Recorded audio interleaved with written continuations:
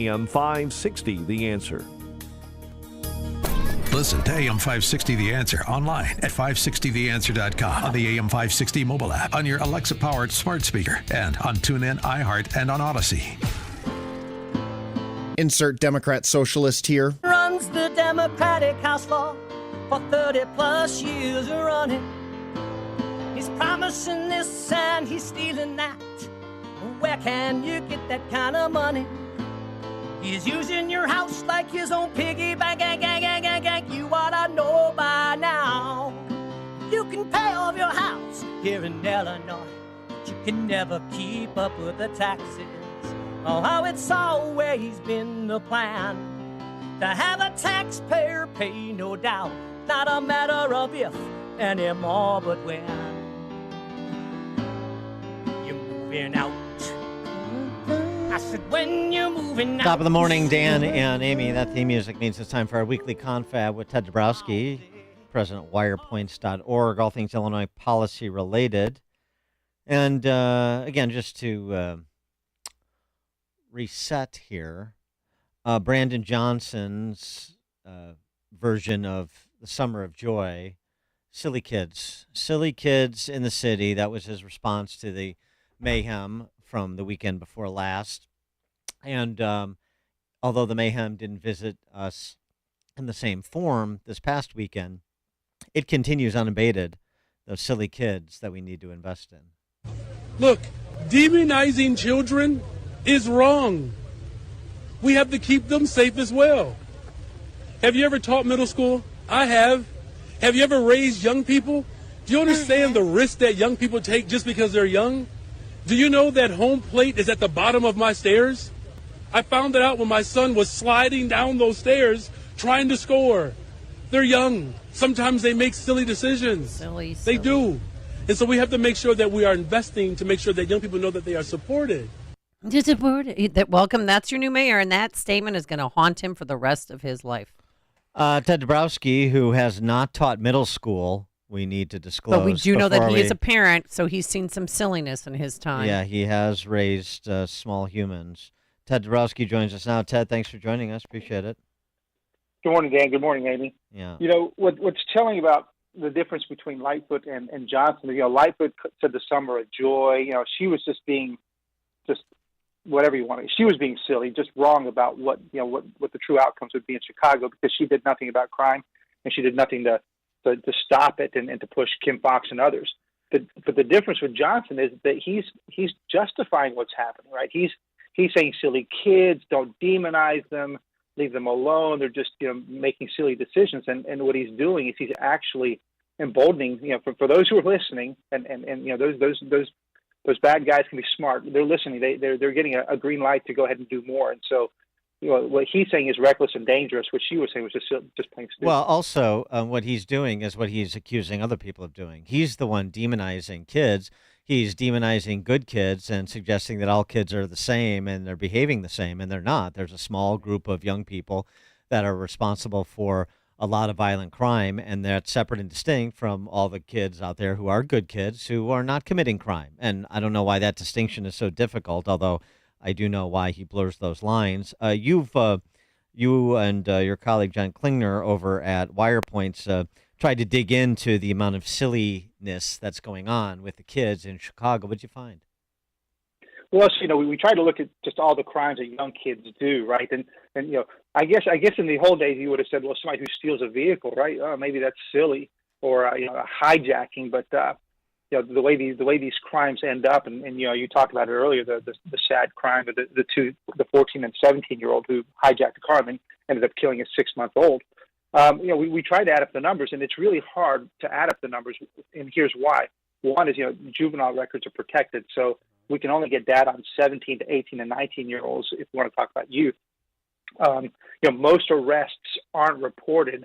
Most crimes aren't reported, so the numbers are significantly understated, and also, most crimes don't end up in arrest. So, nevertheless, we found 461 arrests of 17 to 19-year-olds for unlawful use of weapons. So think about that, right? Silly kids.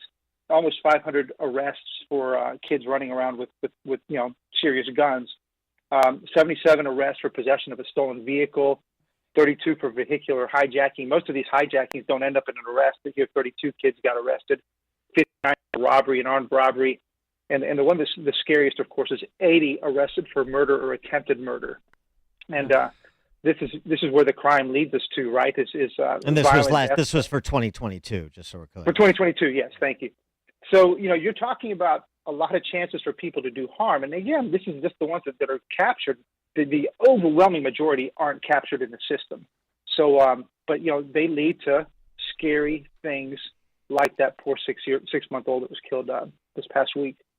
Right. So that's 5 to 10% of crimes result in arrests. So multiply the numbers you just heard from Ted by a factor of 10 or 20, or 10 to 20, and that's you start to get a handle on the seriousness of the crime problem, and that's just the 17 to 19-year-old age cohort. Just 17 to 19-year-olds. You're talking about thousands of violent crimes.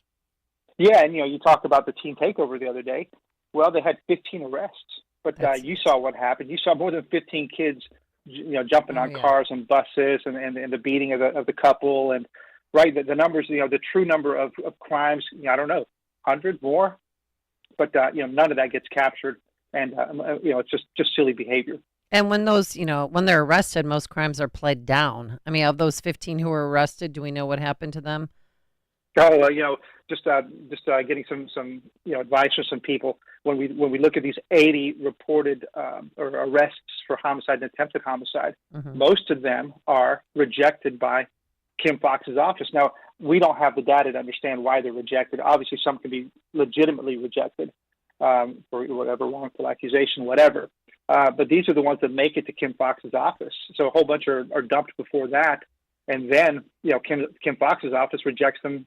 God knows to protect the kids. I don't know, but this is the crazy part too, is that there's just not that many actual prosecutions, and then of course a lack of sentencing. And then of course the other side of it too, the number of kids 17 to 19 or under the age of 19 who are crime victims, who are killed on an annualized basis or otherwise traumatized by being the victim of a violent crime.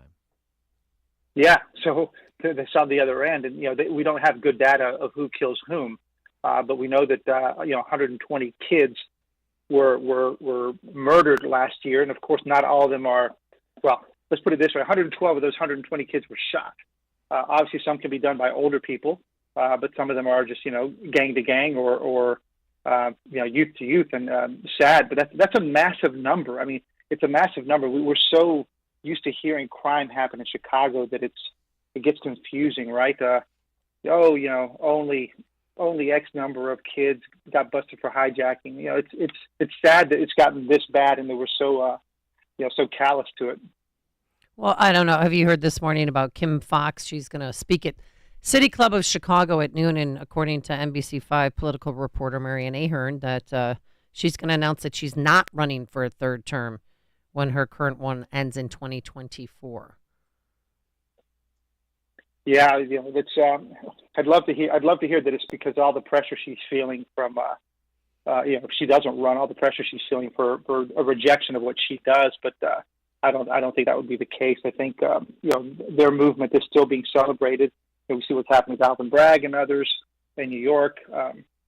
They still have the power to do what they're doing, so we'll have to see what happens to her. But she's certainly a big part of that, which is also fascinating to bring in Lightfoot's comments over the weekend. Yep. Where Lightfoot suddenly found herself to be anti-crime and anti-Kim Foxx, and she's speaking up strongly in her comments to blame Foxx for a lot of the revolving door.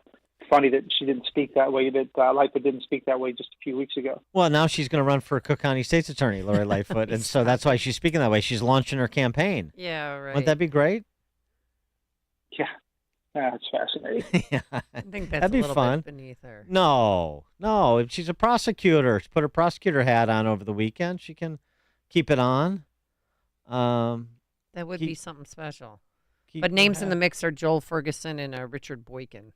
Well, names in the mix according to who? according to NBC. What do they Yeah. know? They don't know jack. Well, they know that she's not going to run again. I'm We'll not see. poo-pooing that information. We'll You got to we'll ask. see. You got to ask Tony Preckwinkle, right? You got to ask. Tony Yeah. what she- Tony's she's the kingmaker. There's going to be She a lot. decides There's going to who be a does what. lot. There'll be a lot of people looking at that. A lot of all the usual hacks and perhaps some new hacks looking at that, including the billionaire's kid who just got elected alderman who ran against Kim Fox, Conway, and all the other people that aspire to something more than being the local janitor in their ward. I'm talking about the city council, the Howard Brookinses of the world, all these people, these names you've heard before, and come on. What do we do in Chicago? What do we do in Illinois? We rearrange deck chairs. Yeah. Why is that going to stop now? It's not. Something else I wanted to get to, Ted. Your colleague there at Wirepoints, Mark Lennon. I know this is boring budget stuff. People don't care about this. I get it, but it's interesting to me. So if it's interesting to me, I'll talk about it. Mark Lennon talks about the Illinois' Medicaid program, which is free. Really, there's no such thing as a free lunch, but apparently there is such a thing as a free Medicaid program for undocumented immigrants. So people in this country illegally. Projected to cost the state about $188 million. It's now about $1 billion a year. The annual program has cost, well, it was $188 million in its first year. Now it's up to $1 billion. That's a 94x what Illinois were told it would cost just 3 years ago. Yeah, off by a factor of 94 is not bad for Illinois. Okay.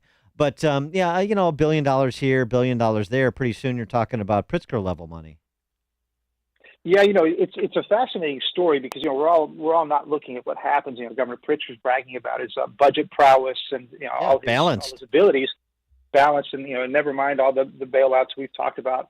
So this is one of those that sneaks in there, and this is what happens in Illinois. And I think this is a perfect example. If you want to be, if you're not skeptical of Governor Pritzker and his prowess, but you're looking for trying to understand what happens, this is a great example. And Delia Ramirez, who's now a congresswoman, but when she pushed this through, they said that the program for taking care of these illegal immigrants would cost around $2 million. $2 million was what they said. Nobody challenged it. Nobody thought about it. It gets snuck into the budget bill like it always does. Next thing you know, it costs $188 million. So that's that 94 times. And then now we're hearing, because they keep adding more and more. So initially, this program for illegal immigrants was for elderly. Then they keep lowering the ages. Next thing you know, it's going to be $1 billion, and nobody knew it, right? So they found out that any analysis that was done in the past, first of all, nothing was analyzed. When they did start to analyze, they say, "Oops, lots of mistakes," and the oops become more oops. Now it's $1 billion. Here we are talking about the difficulty of taking care of our own people in the downtown, right? The crime and all that. Well, here's $1 billion going to people who aren't Illinois residents, who aren't American citizens, and we're like they say, if you build it, they'll come, and that's what's happening. Yeah, and what did we do? As you mentioned, we punished Delia Ramirez by taking her from the Illinois House and putting her in the House in D.C. We leveled her up. That's what we do.